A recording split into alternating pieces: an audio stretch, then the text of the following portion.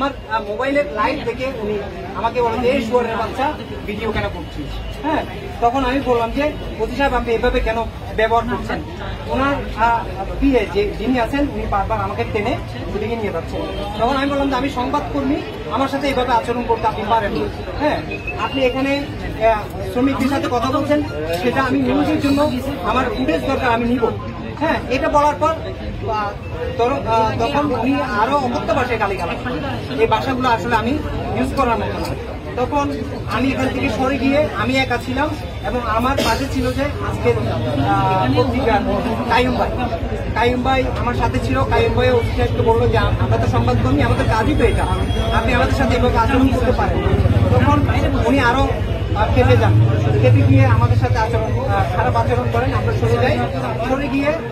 সরে যাওয়ার পর এখানে দেখতেছি গার্মেন্টস কর্মী যারা রয়েছেন তারা কিন্তু বাইরে আবার গিয়া রাস্তা অবরোধ করে।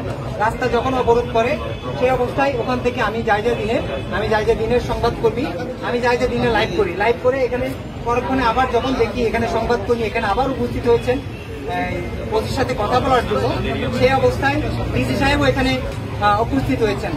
এখন আমার সংবাদকর্মী এই জিনিসটা খবর পেয়ে আমার উপর আক্রমণ হয়েছে কিংবা আমার উপর আমি হেনস্থার শিকার হয়েছি, সংবাদকর্মী এখানে উপস্থিত হয়েছেন।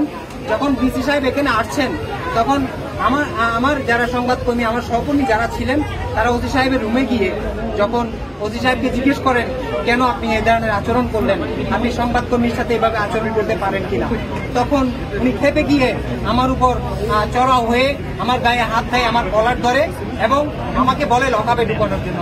আমি 20 মিনিট ওনার লকআপে ছিলাম।